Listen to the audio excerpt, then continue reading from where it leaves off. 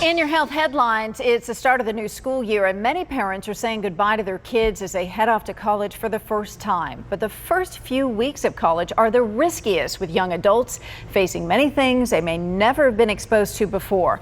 Dr. Mitchel Goldman from UCSD is here now with some tips for parents during this transitional time. Good to see you, Dr. G. Good to be here. So what happens in those first few weeks, Dr. G, that makes them so risky for college freshmen? Well, the most important thing is a new social atmosphere. You know, when kids go to college, they're not under strict parental supervision.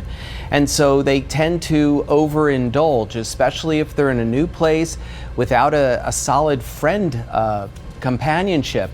So things that we need to look out for is depression, also alcohol, and then finally sexual abuse. Well, let's zero in on binge drinking. Who's more likely to partake in this, and what kind of guidance should parents specifically give to their kids about what that is? Well, binge drinking is actually real, and it's not just in college, high school as well. It turns out that about a third of college kids, even when they're underage, tend to drink, and they drink to excess.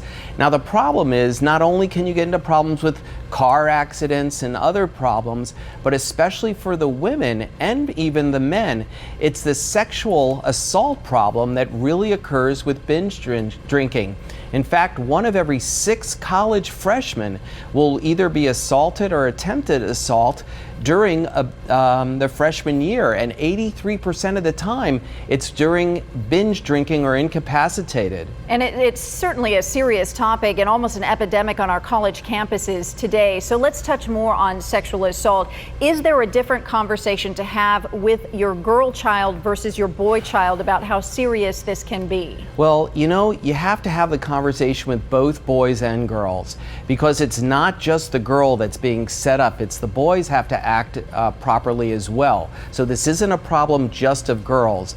But the most important thing is you need to vet out these new people. You need to surround yourself with people you can trust.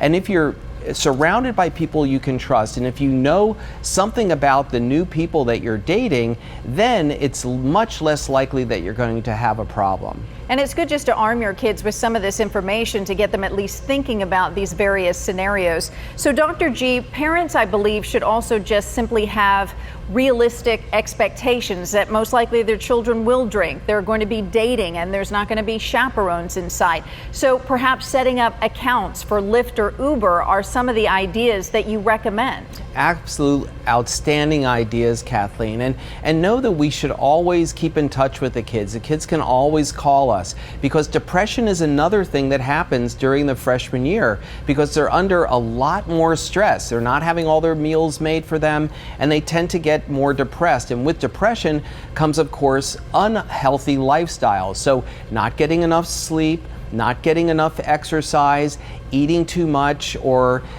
gaining weight. And we've all heard this thing that the average freshman will gain almost 15 pounds during freshman year. And so it's very, very important to keep a good exercising routine, to get good sleep habits, because why are you at college? You're not at college just to have fun, although of course we all had fun and survived. You're at college to start a new life, get a new grip on life, and establish yourself as a new type of person. And that's what we have to impress upon our teenagers that are going to college. That's right. What kind of person do you want to be? And for parents, keep that conversation going. Dr. G, some very invaluable advice tonight. Thank you. Good to be here, Kathleen.